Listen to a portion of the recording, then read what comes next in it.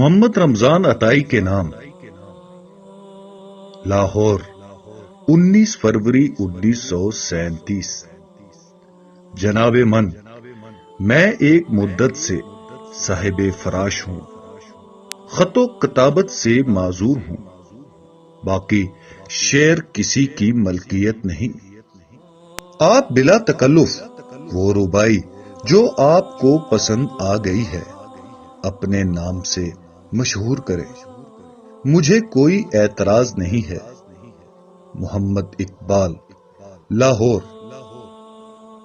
یہ خط جناب Muhammad Ramzan Sahib, senior English master, government high school Dera Ghazi Khan کے نام ہے۔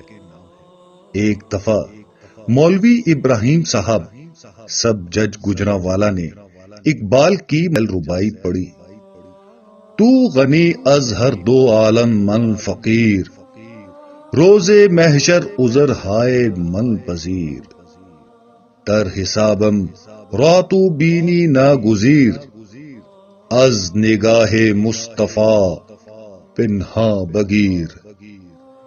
اے رب، میں فقیر بیت نوا ہوں اور تو غنی ہے، روز قیامت میرے عذر قبول فرما لینا۔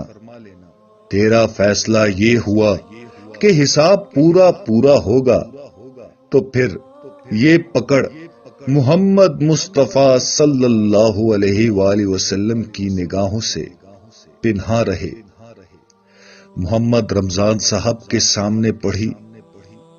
رمضان صاحب صوفی منش آدمی تھے، ان کے دل پر ربائی کا اتنا گہرا اثر ہوا کہ وہ گر پڑے، چوٹ کھائی اور بے ہوش ہو گئے۔ اس کے بعد وہ اقبال کے مکان پر بھی گئے اور التجا کی کہ یہ ربائی انہیں بخش دی جائے۔